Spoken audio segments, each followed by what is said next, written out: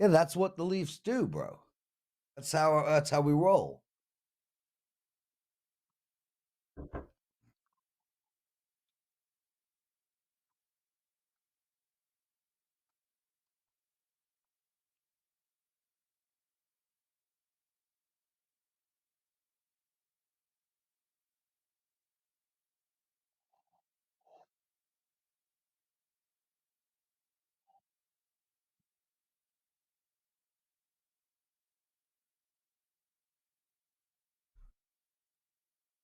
Welcome everybody to WagerTalk Today. I am Lawrence Presman. That handsome old decrepit man is Teddy Covers, and you're watching the best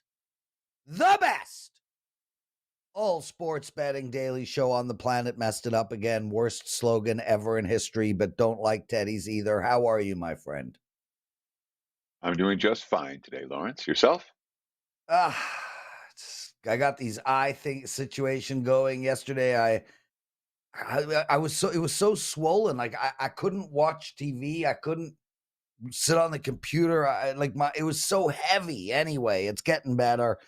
Today is my last show for 10 days. Steve Merrill taking over tomorrow. I'm off to the Grateful Dead.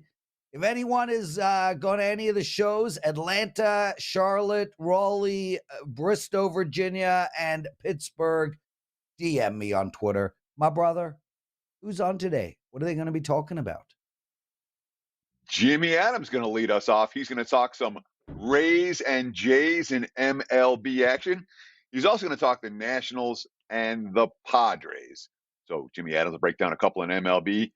Toyko Brandon Stevens, going to join us next. He too is going to talk about the Rays and the Jays, although he's got a different look at it than Jimmy does. And he's going to give us a 5% winner with the Nippon Ham Fighters versus the Rakuten First one Golden Eagles. ever. That will be fun to talk about on air. Carmine Bianco is going to close out the show. He's going to talk some French Open. He's going to talk some do's and don'ts as you approach betting the Open. He's going to talk some futures as well. And NHL Game 5, a very quick overview. We got BS questions to answer as well. Is there an NHL Game 5? Yes, there is. Dallas playing the Las Vegas Toronto Golden Knights. It's an elimination game. Vegas up 3-0. Jamie Benn out. I think he should be stripped of the C after that move, but that's a different story. And we will discuss it. Carm is going to be talking about So that would be Game 4 then, right? Yeah. Yes. It was in there as Game 5, and I'm like, there is. I have Game no 5. idea, Teddy, but I will go. I will bet you. I'll even give you plus 140. No, I'll give you plus 200. I will, and I have no idea, but I will bet you there have never been two sweeps in the semifinals in hockey ever. And last night we saw the first. So are we going to see the second? And I want to talk to Carm about that Carolina series. So we're going to need some time for Carmine. Now, let's bring in Jimmy Adams. Jimbo, welcome to the show. We love having you on, man. Awesome seeing you. Guys, it's a pleasure to be on as always. Happy belated, Prez. And good to see you, Teddy, as always. You know, I appreciate the happy belated. I got to tell you, man, I hate birthdays. I hate my birthday. I hate your birthday. I hate my children's birthday. I hate my parents' birthday. It's so much noise. Like, what do I have to buy for people? Who do I have to invite to my party? Teddy, you know Brian, right? My idiot friend Brian, who is exactly the same personality as you, just really spends all day trying to annoy people. So Jimmy, you'll like the story. I'm in a poker chat group with like 60 guys, and 2 of them were invited to my birthday party on Saturday night, Brian being one. Saturday afternoon comes around, Brian walks up and into that WhatsApp group and says, "Sorry, I can't make your party tonight. Thanks for the invite." Blew up. Where were all the other invites? Everyone was pissed. Brian was a moron. My response to was Brian's birthday was 3 days before mine. I responded with, "No problem, Brian. I'm glad I got to see you at your birthday party. What an epic night. You rented a party bus, the most expensive restaurant in all of Toronto. 40 guys were invited, strippers dealing poker. It was an epic masterpiece. So now everyone's mad at him and not me. Okay. That's my idiot story of the day, Teddy. Make your facial expressions. Go ahead, Teddy. Go ahead. There it is. Teddy's guys, you got to see Teddy play poker. That's what he does. Jimmy, Toronto lost last night. They're in the midst of a disaster. They're playing Tampa Bay again tonight. I feel like Toronto's a buy team moving forward. I don't necessarily know if they're a buy team tonight. Alek Manoah cannot get his act together this year. I mean, it's a free fall of epic proportions. He's playing Zach Eflin. It's minus 175 Tampa Bay, a total of 8. How do we bet this game? Yeah, so right off the top, I have to give a disclaimer, right? Because this is one of those situations as, handicappers we find ourselves in when we tout these plays. I locked in this play, and the clients locked in this play with me at minus 128. So wow. Our fantastic CLV, and that's the benefits, obviously, of being an all-access subscriber or just seeing the post on my page. It was on the free picks page, which is all over the internet. And so now we're in a situation where if you're going to play Tampa, you're probably going to have to do it on the run line. But anyway, let me just break it down for you. There's been no one better at home this season than Tampa Bay Rays for a variety of reasons. And they'll look to end this series on a high note as they welcome in LA tomorrow. I don't need to tell most of you how good the Rays offense is, first in OPS, second in runs per game, and first in home runs by a pretty wide margin. And Alek Manoah, you mentioned him, he's on my list of pitchers that we're going to want to fade. The Blue Jays have lost 4 straight starts by Manoah and 6 of his past 7. And he's due for even more regression with a 6.26 FIP that's significantly higher than his already poor 5.15 ERA. Manoah's strikeout to walk ratio is terrible. I mean, he walked 7 batters just 2 starts back against New York. And the rest of his analytics sit at the bottom of the league as well. A WOBA of 375, a hard hit percentage of 42.8%, low whiff percentage. I mean, I can go on and on and on. They're all bad. And he's faced the Rays already once this year. The result, 7 earned in just 4.2 innings. Then we have Zach Eflin, whose ERA is pretty much right in line with the way he's pitched. The Rays have won 7 of his last 8 starts, and he's the guy that's going to go about 6 innings and give up 2 or 3 earned. Eflin has a chase rate that's in the 95th percentile, which is very elite, and he's walked just 2.7% of the batters he's faced. So this is a bet on Tampa, a fade of Alek Manoah. Give me the Rays in the series finale. So from a handicapping standpoint, it makes perfect sense to look at Tampa Bay. Well, let's talk about betting skills as opposed to handicapping skills. This is a game that you gave to your clients at minus 128. It opened at multiple books at minus 130 in that range. And now you can lay minus 180 for the same bet. If you shop around, the best number I'm seeing at the WagerTalk Live odds screen is minus 165. Is it still worthy of a wager at the current number? Or is this a game, well, you kind of missed it if you didn't get it? You talked about the run line. Is this a game you're comfortable laying 1.5 with as a handicap, as opposed to, well, let's just see if we can not lay some juice and let's lay 1.5 because we're not trying to lay juice. So talk to me about the betting skills piece of the equation as to how you're looking at this ball game. Yeah, so anytime a line moves 40 cents in baseball, you've missed the best of the number, and there's absolutely no way you can bet it. So I would not take the run line just because in the long term, that's going to cost you a lot of money. As far as playing the run line, I don't think it's off the table just because Alek Manoah is such a fade guy. I mean, he's on my fade list, but the betting markets certainly agree with this line move, and I've been hearing reports of other sharps that hate Manoah as well. So the reason I stuck with it for the show is because I think that a run line is an okay wager. As far as the money line, you've lost way too much CLV, and I would not go that route. It's way too high now. Jimmy Adams joining us, everyone. Jimmy, before we get to the Washington Nationals game, how you been doing? What do you got to promote? Things have been going really well. We're slowly climbing that MLB leaderboard. Got a little way to go to catch those top guys, but things have been going well.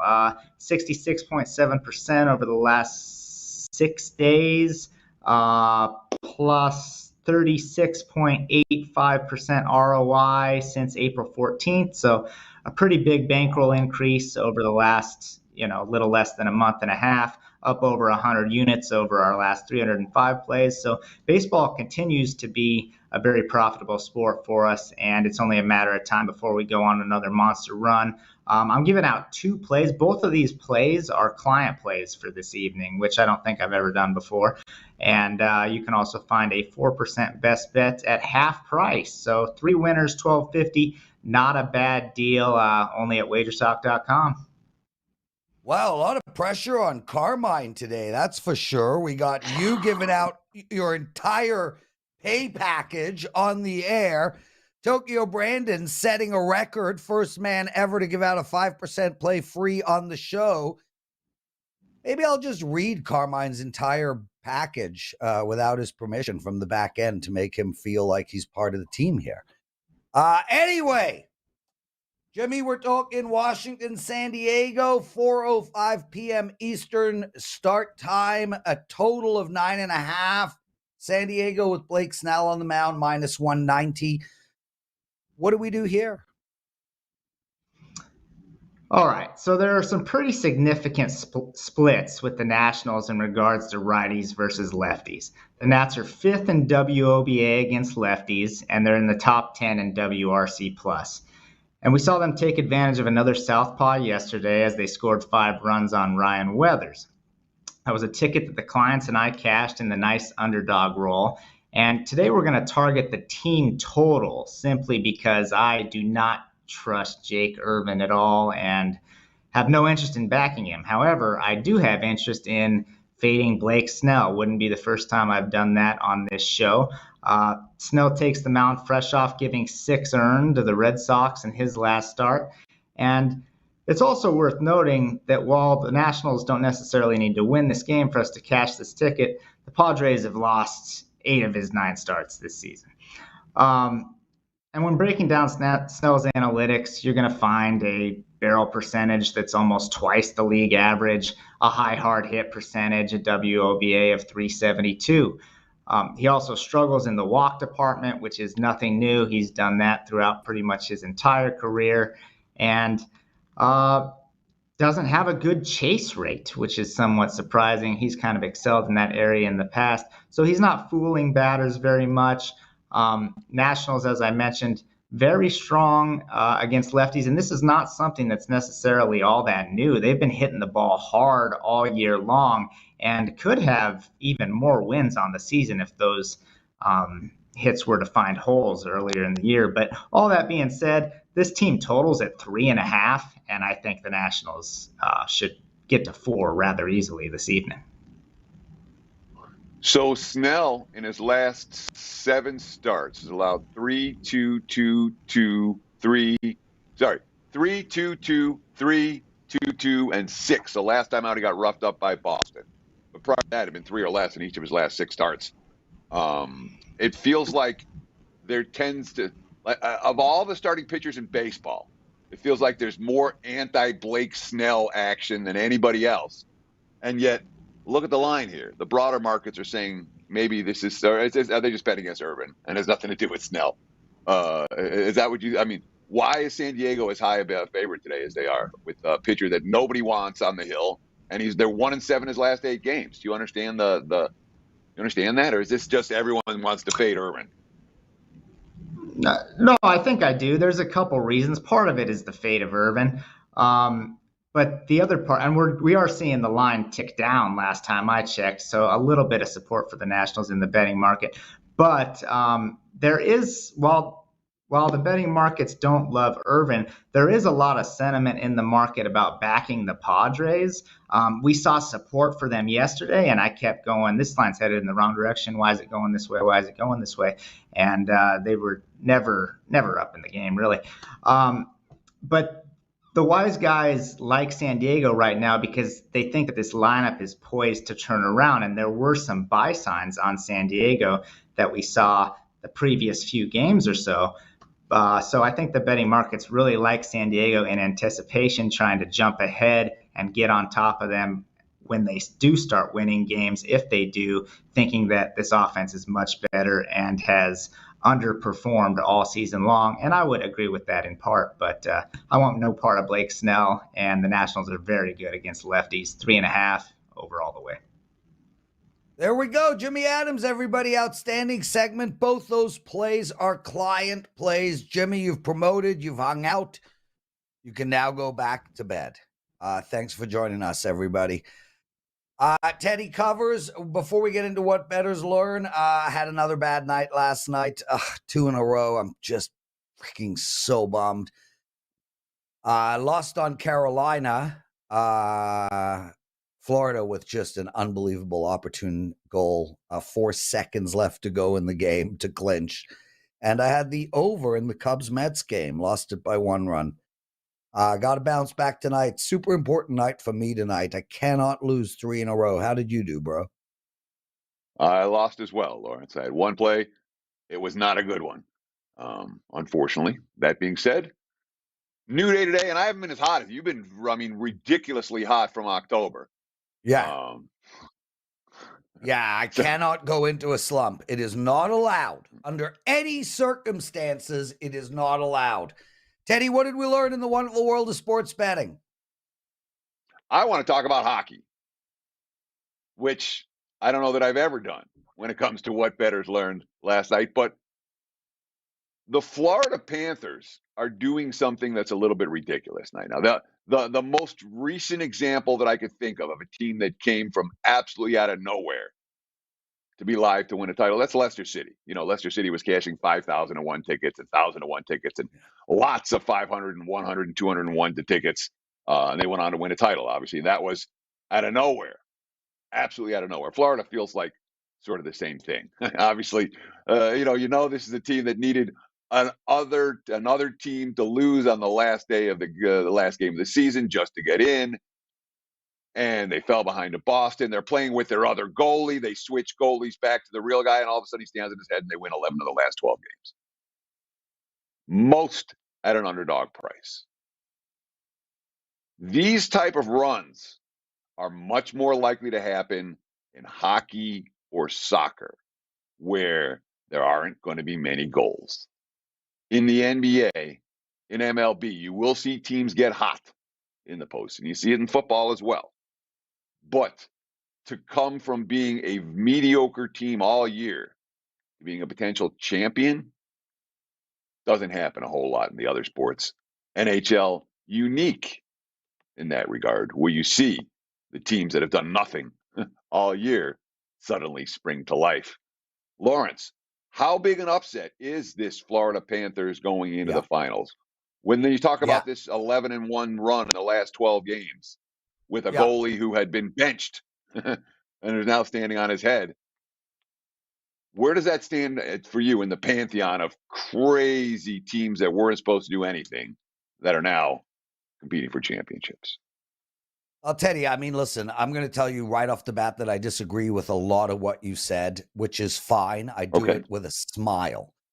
Leicester City is Leicester City, whatever you want to call them, is a team that, every year is struggling for relegation, and then they won the Premier League. That analogy does not work.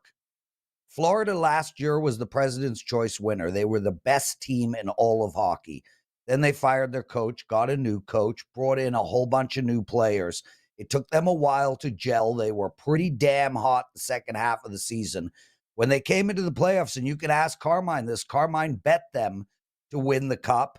I told everybody that they were unbelievably live. I told everybody that the Boston Bruins did not want to see this team. Unlike Leicester, this team is loaded with talent, absolutely loaded with Bobrovsky. This goaltender that you're talking about is a 2-time Vezina winning goaltender. Their coach is a veteran coach. This team has got one of the best defensemen in hockey, one of the two of the top 10 forwards in hockey. Now, with that said, So the going Leicester on an City's a 11 bad analogy, is what you're saying. a The Leicester horrific City was too analogy. is Yes, way yes. sure that and Then that's in what I'm asking. right. Then in regards to the NBA, the Miami Heat are the 8th seed, up 3-1 and about to go to the championship if they can win one more game in their next 3. I would argue that Miami is a far greater upset in the NBA. What Miami has done in the NBA is far more impressive than what Florida has done in the NHL. Miami, Even though Miami reached the Eastern Conference Finals last year and played in the NBA Finals 3 years ago. yes. So they've been yes. there. They've been They're right there, about to just be like Florida, who was the #1 overall seed last year. Miami's is more of a shocker. It is to It me. is a pretty big shocker. It is to me, but fine. Let's call it an equal shocker, if you will. But the point I'm making is you don't see this in the NHL as often as you think, Teddy. Last year's winner was the Colorado Avalanche. They were the second best team in hockey. 2 years before that and 3 years before that was Tampa Bay Lightning. They were one of the best teams in all of hockey. Very rarely in hockey does an 8 seed, or even worse, a 16 seed, the last team to get in on the last day. Very rarely do they make runs. This Florida team is different. It is loaded with talent. So I'm not fully buying what you're selling. Is it a shock to me? No. And we can ask Carmine later because I don't think it's a shock to him. What is the most shocking part of what Florida has done is, and Carmine texted me a few nights ago about this, and my response to him was, Carm, the refs have to retire in Florida too, and they don't want to be abused. The most shocking thing is the amount of calls they're getting and not getting, and the amount of puck luck. It is unbelievable how lucky this team has gotten. With that said, kudos to Florida. I'm excited to see them. I cheer for the Florida Panthers. I know the chairman of the board well. I have known the VP well. I've been to many games, but no, Teddy, it is not, in my opinion, the upset that you might be talking about. Anyway, let's bring Toyko Brandon in, and then we're going to continue this conversation with Carm after. Toyko, how are you, brother? What's going on? What's up, guys? Oh, interesting conversation. The Blues winning the whole thing a couple of years ago was quite a shocker, actually. Well, they were the hottest team in hockey from January onwards. They put down a run January, February, and March, those 3 months. That was historic. Yeah. No team had ever done that before. Yeah. Their win percentage was in like the 80 percentile range. So, yes. They were last place before that, and they had a rookie goalie too. So, yes, but yes, the Blues are a good example of a team that shocked the world when they won the Stanley Cup. So let's talk about me. I went 4-0 in MLB last night, so I'm on a pretty hot run as far as baseball is concerned. Asian baseball also, I went 2-0 that night, so doing pretty good there. I'm the #1 all sports capper the last 7 days at WagerTalk right now, and I do have a 5% playout today, which I'm going to give out because I actually sent this play in to talk about on the show, and before the line came out. And when the line came out about an hour before the show, I jumped on it and made it a 5% play because the line was so delish. So, and it's an underdog as well. So we'll talk about that in a moment. I don't know which game you want to do first. Just go right into your 5%, bro. Just go Nippon Ham Fighters. Yes, the Nippon Ham Fighters. So a lot of people think this is the Ham Fighters, but it's not. It's the Nippon Ham Fighters. But I wish they were called the Ham Fighters because that would be a really cool name. So the Nippon Ham Fighters are the the ugly ducklings of the league. They have been at least. They finished last consistently. Last year they were just awful. A lot improved this year. Tsuyoshi Shinjo, who used to play for the Mets way back in the day, he's the coach, and he's got them playing really well. But the bookmakers have not caught up to their improvement because they still slight them because of their name. So they're playing a team called the Rakuten Golden Eagles today, and the Eagles have been good, but they're underperforming, and they're actually finding themselves in last place right now. The Nippon Ham Fighters have a pitcher named Ito going tonight, and he was on the World Baseball Classic team, contributed quite a bit, and he's actually really good. He's got a career FIP of 3.37. This year, his ERA is 3.59, which is not so great, but he's pitching a lot better than his counterpart, who is Fujihira, for the Rakuten Eagles. So I'm going over my stats in this game, and the Nippon Ham Fighters have every advantage that I can see. The runs per game, last 7 runs per game, starting pitcher rank, bullpen rank, season runs per game, FIP, WHIP, K9, balls per 9. Everything is in favor of the Nippon Ham Fighters, and my numbers have them as a minus 150 favorite. This number came out at plus 100. Some books have it at plus 100. Some books have it at minus 105. But every book I've seen has Rakuten favored. I don't think they should be. Nippon Ham Fighters are scoring better, they're pitching better, and they have a much better bullpen. So I'm all over the Nippon Ham Fighters on the money line in Japanese baseball today. So that's my 5% play. Don't buy it, get it here. The Japanese take care of business from Tokyo, and 5% longest play. Teddy, you're having mic issues. Please refresh the screen, my brother. It happens to the best of us. Oh, I don't miss Teddy ever. Brandon, Jimmy came on and talked Rays and Blue Jays. You've got a bet on the same game for us. What is it? Yeah, I used to be an MLB scout for one of the teams, and we had a saying that bad is much more consistent than good. It means, a stud pitcher can come out and get blown up. It's not that much of a surprise, but when a terrible pitcher comes out and pitches like a Cy Young winner, it is a big surprise. So today, Manoah is just awful. He has been awful. Everything Jimmy said is correct. However, if you look at the lineups of these two teams, the Jays in the last 10 days are hitting just as well as the Rays. One really important statistic regarding the Rays is in the last 10 days, their bullpen has a collective FIP of 7.22, which is worst in MLB. They have, in the last 10 days, the worst bullpen in MLB. Zach Eflin is a good pitcher, but he's pitching way over his head, because if you look at his career numbers, everything he's doing this year is amazingly better than what he has been up to now with the Phillies. He's still a good pitcher, but I think the Rays are getting slighted a little too much here. But I'm not going to take them on a money line. I'm going to take them on a team total. Anytime you see this lineup at 3.5 facing the worst bullpen in MLB, I'm going to take that team total. So I'm on the Blue Jays team total over 3.5 here. I think they can get 1 or 2 off Eflin, and then when he goes out, I think they can get 1 or 2 off this bullpen when it comes in, because really the Rays bullpen has been awful. The reason they're winning so many games is starting pitching and their lineup.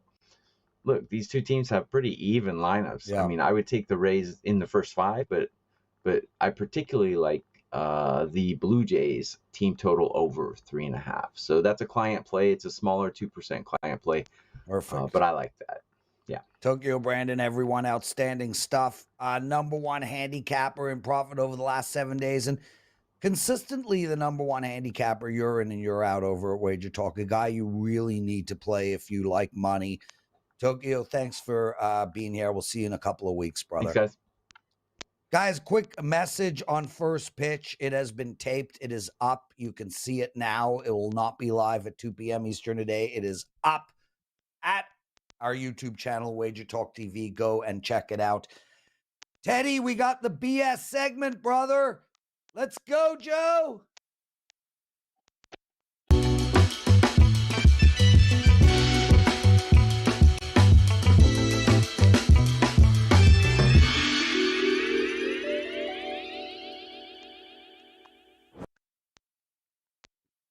All right, guys. Okay, so we have two questions today. The first will take all of 10 seconds.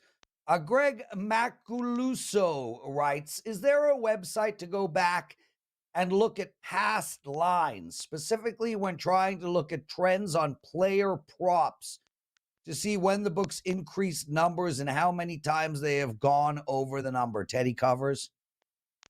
Yeah, cover that. You go to cover.com and you can find that info. And there may Teddy have historical betting info as well. Yeah, Teddy, something is wrong with your microphone today. Do you want to do a quick refresh and I will start the... Okay, so no more Teddy. Is that right? Okay, next question. So Teddy's answer was covers.com, and I just want to shout out covers.com. Personally, a site that means a lot to me. Both Teddy and I used to sell picks on covers.com many, many years ago, but really a site that I'm at every single day of my life. Just an incredible site, an incredible company. So check them out. The next question is by Logan Evans. I have a BS question. When handicapping a game, should you have limits on how many units in total you want to play on the game between side total and props? And how should I split it up? Does something like 40% side, 40% total, and 20% player props make sense? This is a really interesting question, Logan, and everybody is going to give you a different answer. My answer is really straightforward. I don't look at betting from that type of a perspective. I look at every bet as an individual bet, regardless of whether it is on the same game or not. So if I like the side in a game and I like it at 3% of my bankroll, and I like the total in the game and I like it at 3% of my bankroll, well, then I'm betting 6% of my bankroll on that game. And if I like player props in that game at 2% or 3%, then that is what I'm betting. So I never, ever look at a game in regards to how many bets can I make in that game. Should I limit it to 10% of my bankroll, split 40, 40, 20, etc., etc. Every bet stands alone. Every bet is an individual bet, regardless of whether it is on the same game. Teddy, are you back? How's your mic? Can you answer that question the way you might see it? No. Teddy? Okay. Am I working now? Yes. Beautiful. Okay. What's the question? Oh, the guy wants to know about putting bets, risking a bunch of units on one game, which is a really good question. I do not necessarily subscribe to Prez's position where he's like, if I like this bet, I'll put 3 units. If I like this bet, I'll put 4 units, and then I'm going to bet props, and you end up with way too much on one game. I don't want that much on one game unless it's a 5% that I'm unbelievably strong on. I don't necessarily want more than one full unit on any given game. Now, there are times I'm going to split my wager between side and total. Absolutely. When it comes to player props, but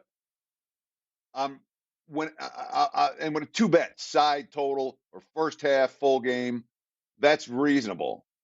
Anything else I'm going to play in the game will be action size. It's not going to be a full size wager. Hope that helps. There you go. Teddy covers, everyone. Let's bring Carmine Bianco in. Carm, anything to add so far to the show?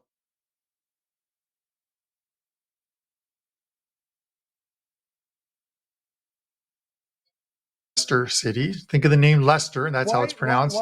Yeah. You're a poker player. One of your favorite guys who irritated people at the World Series of Poker, Will Kassouf, was from Leicester City. So, and then to Teddy's One of my thing heroes about in upsets, poker. yeah, Leicester City was 5,000 to 1 to win. Books lost $12.6 million when Leicester City hoisted the Premier League trophy. The only other big upset I can think of in sports, odds-wise, was the 1980 U.S. men's Olympic hockey team. That was They were crazy. 1,000 to 1 to win the gold, and they did it. So, yeah, and a couple of horses along the way. Carmine, lots to talk to you about. We're going to run the show probably all the way till it cuts us off, or Joe tells us to bugger off. Let's get straight into it. We got the French Open. The draw comes out today. Really fun tournament. I think it's wide open this year. I've made a couple of future bets that I will mention after you tell us how you approach betting this and any future bets that you like. yeah, I was on the show with you guys, I think about a week ago, discussing this, and I talked about betting the futures and probably getting on one or two players who are very good odds. One of them was Casper Rudd. He's phenomenal on the grass. On the clay, a very good player. And if you look at the odds right now, I think he is he's the seventh choice at 16 to 1. That hasn't moved, but I expect it to move because the draw has come out. And when you look at the draw, it's a very favorable draw for him for where he sits. I'll talk about this futures really quick before we go into some of the other stuff. But in his draw, he has pretty much an easy ride to the quarterfinals, where he'll likely meet a player from Denmark, Holger Rune, who is 8 to 1, with a shot at a semifinal placing on the line. And at 16 to 1, that's a great price to have on someone who's in the quarterfinals of this event. He tuned up. He just played Rune in on the clay in Rome, losing in 3 sets, but he was up a set and a break in the second set before sort of pissing that one away. But he beat Rune last year in the quarterfinals on his way to a finals against Nadal in the finals, where he lost in 3 sets. He's in the better half of the draw as well, too, because you have the tournament favorite, which is Alcaraz, who is just absolutely insane on the clay. He's the number one seed.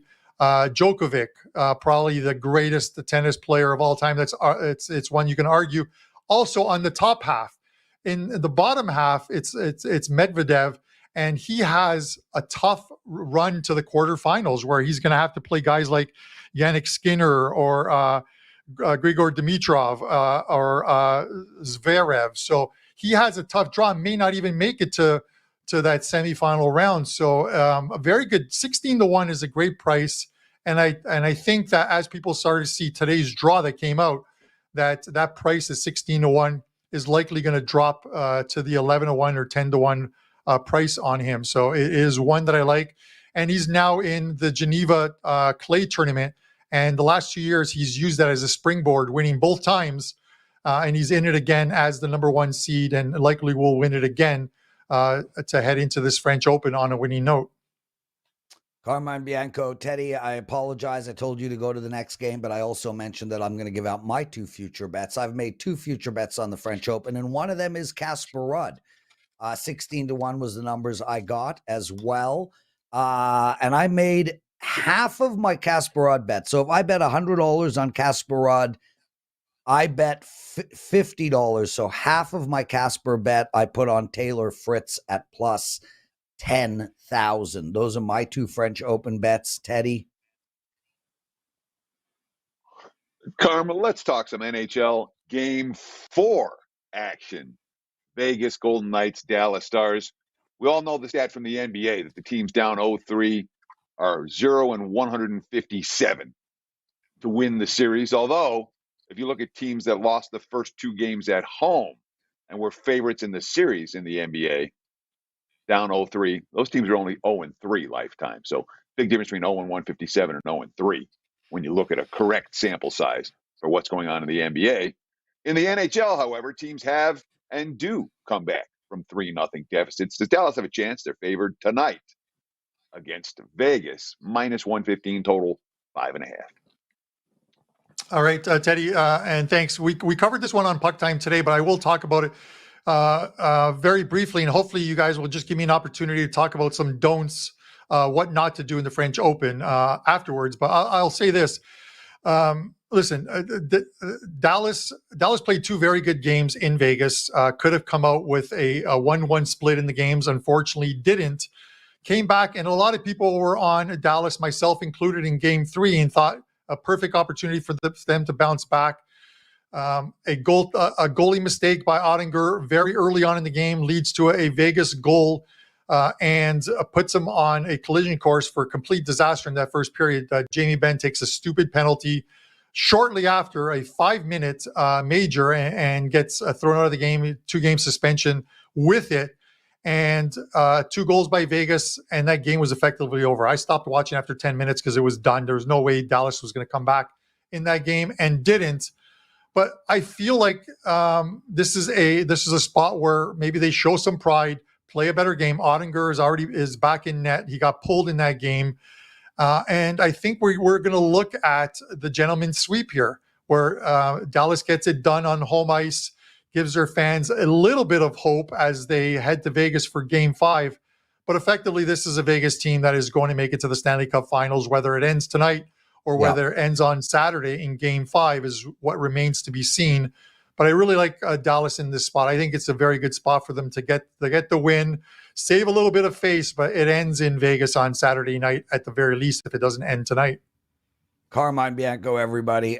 Carm, I want to talk to you quickly about the Carolina Florida series, and I want to do it from a handicapping perspective. So full disclosure, I was on Carolina all 4 games. I went 0-4 in the series. And what I wanted to mention was, and Teddy, I'm curious about your thoughts here. You know, which one of those bets were wrong? So we had Florida. The first bet was a bet that I would like to take back, game 1. But game 2, 3, and 4, Carm, I'm very comfortable with all 3 of those bets. 2 overtimes, 1-goal games, and last night we had a 3-3 game with 4 seconds left on the clock. You know, from a handicapping perspective, I'm just looking for the right bet. And the result, that stuff works itself out. You know, you had a veteran Carolina hockey team, 0-1 going into game 2 at home. That's the right play. Then you had an 0-2 Carolina team going on the road to Florida in a pick'em scenario, veteran team led by a great coach. That was the right play. And then I felt Florida lost to the Leafs and didn't sweep in their game 4, and I felt Carolina was the last play, the right play again. My question to both of you guys is, do you buy into that? Like, is the result of a game the what matters? Obviously, it's what matters bankroll wise, but there's a bigger picture here. Is the result what's going to tell you whether it was the right or wrong play, or, you know, puck luck and whatnot? You right play, wrong result, so to speak, Carm. I think you have to look at it as right play, wrong result. You look at game 2 of the Vegas Golden Knights series, and I'll just reference that one as a prime example. The Dallas Stars played a perfect game, but made a very late, final 2 minutes of the game, late mistake that led to a goal that sent it to overtime. And then games go to overtime. They are essentially a coin flip. I don't care who has home ice. They're a coin flip. And Vegas gets a win in a game where they probably didn't deserve to win, and it's 1-1. So get your line of thinking. But I want to refer to something that from a guy I really respect, which is Dave Koken. And Dave talks about sometimes when you're handicapping, it's the eye test. You watch a game and you see something different than what everyone else talks about. And you watch this Florida team, and they have literally checked you into the ground. It took them a while throughout the regular season to adapt to Paul Maurice's style of hockey after he took over as head coach of this team. And the chemistry finally got there in the final couple of weeks of the season, and they just have not stopped. They're playing a great game, and it coincides with Sergei Bobrovsky playing absolutely lights out between the pipes. This guy is earning his $10 or $10.5 million contract and is playing well. So while Carolina looked like the right play, and I was right there with you, the Florida Panthers just said, we're going to shut you down, and they have. They shut down the Leafs. They found a different way to beat the Bruins, and they found a different way to beat the Carolina Hurricanes, and that's why they find themselves in the Stanley Cup Finals. Teddy, anything? It's just too easy to take a pot shot at you here, Prez. I mean, you just Teddy, all you do is take pot shots. They have no credibility. Which of the 4 bets was the bad bet? The answer is all of them, Prez. All of them were the wrong so bet. You don't believe? You lost all 4. So you don't believe in the concept? If I lose backing a team game 1, and I lose backing them game 2, and I lose backing them game 3, I'm probably not going to be on them game 4. I probably. That's just my style. I'm probably not even going to be on them game 3 necessarily.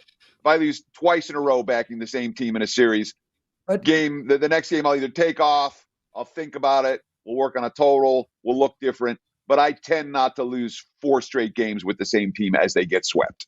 That's my handicapping. Me and you are different cappers. That we are. And I understand what you're saying, bro. I respect that. I had something snotty to say, but you know what? I want to end on a happy note. Carm, what do you got to promote? All right, so I guess we won't do the don'ts on the French Open, but because we ran out of time. But dude. Yeah, a couple games up in afternoon soccer, European soccer. First one goes at around 1:30, 1:45. And then NHL play up for tonight, and a couple prop bets that are going to get loaded after the show goes. And it's 50% off day at WagerTalk, so you can get those packages for $9.50 instead of $19.50, which is a great deal in itself.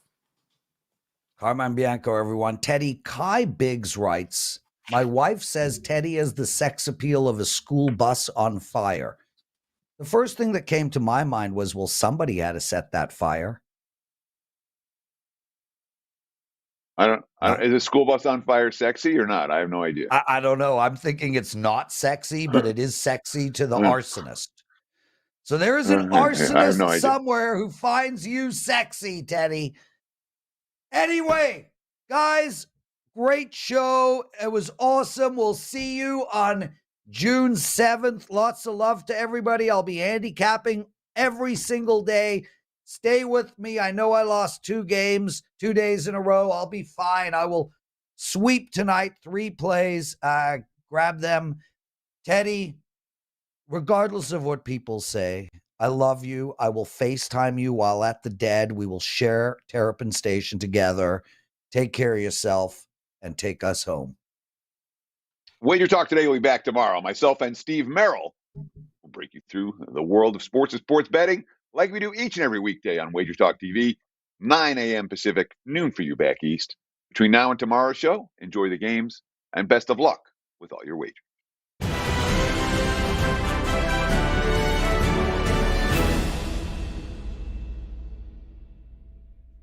Welcome to the WagerTalk Summer Celebration. How many consider Memorial Day weekend the start of the summer and Labor Day the last hurrah? Summertime means vacations, crazy schedules, and entirely different routines. That's why it's the perfect time to lock in an all-access pass with daily email and/or text updates to follow along with your favorite handicapper selections.